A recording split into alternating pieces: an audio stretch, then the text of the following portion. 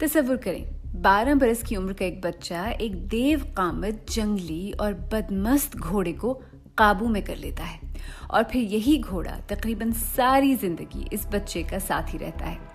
یہ بچہ بڑا ہو کر الیگزینڈر دی گریٹ یا سکندر اعظم کہلایا اور عہد قدیم کی مشہور ترین شخصیات میں شامل ہوا۔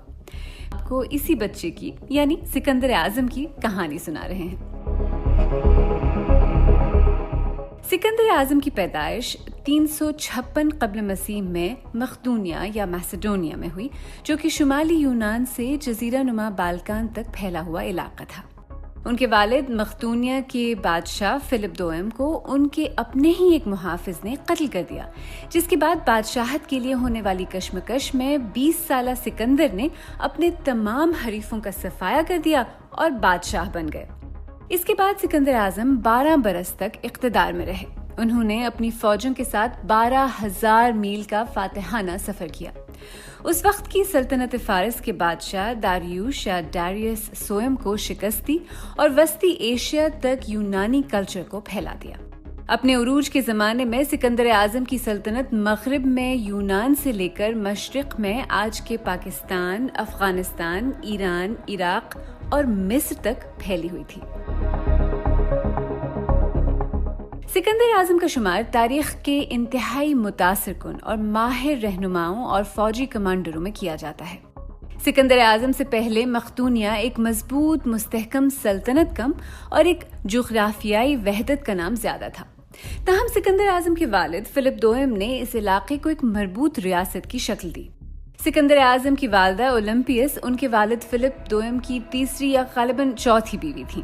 ویسے تو ان کا تعلق مقدونیہ سے نہیں تھا، لیکن وہ اس لیے اہم تھیں کیونکہ انہوں نے سکندر اعظم کی صورت میں سلطنت کو ایک جانشین سے نوازا تھا۔ سکندر اعظم کو زمانے کے لحاظ سے بہترین تعلیم دی گئی۔ جب وہ 13 برس کے تھے تو ان کے اساتذہ میں آپ جانتے ہیں کون تھا؟ ارسطو جیسا عظیم فلسفی۔ سکندر اعظم نے ارسطو سے جو تعلیم حاصل کی اس کی بنیادیں یونانی کلچر میں تھیں، اسی لیے انہیں فلسفے کی تعلیم دی گئی اور تمام پڑھے لکھے یونانیوں کی طرح انہیں بھی ایلیاد اور اوڈیسی جیسی شاہکار نظموں کے خالق یونان کے قدیم شاعر ہومر پر عبور حاصل تھا۔ ہومر کی نظم ایلیاد سکندر اعظم کے لیے بہت اہم تھی۔ وہ جنگوں کے دوران اس نظم کے حصوں کو اپنے تکیے کے نیچے رکھ کر سوتے تھے۔ ایلیاد ایک طویل نظم ہے جس میں ٹروئے شہر اور یونانیوں کے درمیان جنگ کے آخری سال کی کہانی بیان کی گئی ہے۔ سکندر اعظم اور اس کہانی کے ہیرو ایکلیس کے درمیان ایک مضبوط ذہنی تعلق قائم ہو گیا تھا۔ اس کے علاوہ یونانی دیومالائی کردار ہرکیولیس سے بھی وہ بہت متاثر تھے اور جنگ کے دوران یہ کردار ان کے ذہن میں ہوتے تھے۔ ارسطو کی شاگردی کے سکندر اعظم کی شخصیت پر تا حیات اثرات رہے۔ ایک بار سکندر اعظم یونان کے شہر کورنتھ میں مشہور فلسفی ڈایوجنیس سے ملنے اور انہیں خراج تحسین پیش کرنے گئے۔ جب سکندر اعظم وہاں پہنچے تو ڈایوجنیس بیٹھا ہوا تھا۔ سکندر اعظم نے ان سے کہا کہ میں آپ کے لیے کیا کر سکتا ہوں؟ تو جواب میں ڈایوجنیس نے کہا، سامنے سے ہٹ جاؤ کیونکہ تمہاری وجہ سے سورج کی روشنی مجھ تک نہیں آ رہی۔ سکندر اعظم کا اس جواب کو برداشت کرنا ارسطو کی تعلیم و تربیت کا ہی نتیجہ تھا۔ سکندر اعظم کے والد فلپ دوئم کی کئی بیویاں تھیں، جن میں سے ایک کلیوپیٹرا نامی خاتون بھی تھیں، جنہوں نے سکندر اعظم اور ان کی والدہ کے لیے کافی مشکلات پیدا کر دی تھیں۔ لیکن میری طرح پلیز کنفیوز نہ ہو، ان کا مصر والی کلیوپیٹرا سے کوئی بھی تعلق نہیں تھا۔ چونکہ سکندر اعظم کی والدہ کا تعلق مقدونیہ سے نہیں تھا، اس لیے دونوں ماں بیٹے کو غالباً یہ احساس تھا کہ وہ مکمل طور پر مقدونیہ کا خون نہیں ہے۔ یہ حقیقت سیاسی طور پر بھی نقصان دہ تھی۔ فلپ دوئم کی نئی بیوی کلیوپیٹرا نئی ملکہ بن سکتی تھیں اور ان ناراض امراء کے لیے مددگار ثابت ہو سکتی تھیں جو فلپ کے بعد بادشاہ بننے کی دوڑ میں شامل ہوتے۔ اس وجہ سے کلیوپیٹرا سکندر اعظم کے بادشاہ بننے کی راہ میں ایک رکاوٹ بن سکتی تھیں۔ یہ ایک سیاسی حقیقت تھی کہ مکمل طور پر مقدونیہ سے تعلق رکھنے والے ایک نئے مرد جانشین امیدوار کے سامنے آتے ہی سکندر کے لیے مشکلات پیدا ہو سکتی تھیں۔ مورخین کے مطابق سکندر اعظم نے 6 ماہ کے لیے خود ساختہ جلاوطنی اختیار کر لی اور ان کی والدہ بھی کچھ مہینوں کے لیے دربار سے دور ہو گئیں۔ کچھ عرصے بعد باپ اور بیٹے کے درمیان تلخی تو کم ہو گئی اور سکندر اعظم واپس آ گئے، لیکن تعلقات میں آنے والی سرد مہری سکندر کے جانشین بننے کی راہ میں رکاوٹ بن چکی تھی۔ ایسے میں کیا ہوتا ہے؟ ایسے میں ایک ایسا واقعہ پیش آتا ہے جس نے سکندر اعظم کو تخت کی جانب گامزن کر دیا۔ ہوا یہ کہ سکندر کی سوتیلی بہن یعنی کلیوپیٹرا کی بیٹی کی شادی میں بادشاہ فلپ دوم کو ایک محافظ نے قتل کر دیا۔ اس محافظ کو بھی فرار ہونے کی کوشش کے دوران ہلاک کر دیا گیا، اس لیے یہ معلوم نہیں ہو سکا کہ اس قتل کے محرکات کیا تھے، لیکن خیال کیا جاتا ہے کہ اس قتل میں سکندر اور ان کی والدہ کا ہاتھ ہو سکتا تھا۔ سکندر اعظم کا ہاتھ اس قتل کے بعد رکا نہیں۔ اپنے ایک سوتیلے بھائی فلپ ایریڈیس کے سوا انہوں نے ایک ایک کر کے اپنے تمام بھائیوں اور رشتہ دار بھائیوں سمیت ایسے تمام افراد کو قتل کر دیا جو ان کے اقتدار کے راستے میں رکاوٹ بن سکتے تھے۔ ان میں سے کچھ تو بہت ہی ظالمانہ انداز سے موت کے گھاٹ اتارا گیا۔ بالآخر سکندر اعظم تخت نشین ہوئے اور اب ان کی نگاہیں سلطنت فارس کی جانب تھیں۔ سکندر اعظم تخت نشین ہوئے اور اب ان کی نگاہیں سلطنت فارس کی جانب تھیں۔ سلطنت فارس نے 200 سال سے زیادہ عرصے تک بحیرہ روم سے منسلک علاقوں پر حکومت کی۔ یہ سلطنت تاریخ کی اصل اور ابتدائی سپر پاوروں میں سے ایک تھی جس کی سرحدیں انڈیا سے لے کر مصر اور شمالی یونان کی سرحدوں کو چھوتی تھیں۔ اس عظیم سلطنت کا زوال سکندر اعظم کے ہاتھوں ہوا۔ ان کی نسبتاً ایک چھوٹی مگر مؤثر فوج کے ہاتھوں سلطنت فارس کے بادشاہ کی شکست کو تاریخ کے ایک اہم موڑ کے طور پر دیکھا جاتا ہے۔ اس جنگ کے نتیجے میں زمانے قدیم کی ایک سپر پاور زمین بوس ہوئی اور ایک نئی اور وسیع سلطنت کے ذریعے یونانی ثقافت اور تہذیب کا پھیلاؤ ہوا۔ مورخین لکھتے ہیں کہ سکندر اعظم کی فتوحات کا سہرا ان کے والد کے سر بھی جاتا ہے، جنہوں نے اپنے پیچھے ایک بہترین فوج چھوڑی تھی جس کی قیادت بہت تجربہ کار اور وفادار جرنیلوں کے ہاتھ میں تھی۔ تاہم ایک زیرک اور ماہر دشمن کو اسی کے علاقے میں جا کر شکست دینا خود سکندر اعظم کی ایک قائد کی حیثیت سے ذہانت اور جنگی حکمت عملی کی مہارت کا کمال تھا۔ اچھا، مقدونیہ ہمیشہ سے ایک جنگی قوت نہیں تھا۔ یونان میں ایتھنز، اسپارٹا اور تھیبیز کی ریاستیں تاریخی طور پر طاقت کا سرچشمہ تھیں۔ ان ریاستوں کے رہنما مقدونیہ کے لوگوں کو وحشی یا باربیرین کہتے تھے۔ سکندر اعظم کے والد فلپ دوم نے تنہا مقدونیہ کی فوج کو ایک ایسی مؤثر فوج بنا دیا جس کا خوف اس قدیم دنیا میں دور دور تک پھیل گیا۔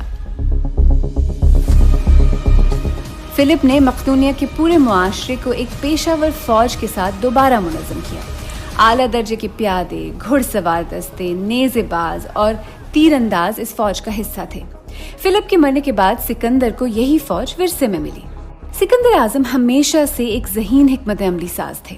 وہ جانتے تھے کہ یونان پر خوف اور طاقت سے حکمرانی نہیں کی جا سکتی۔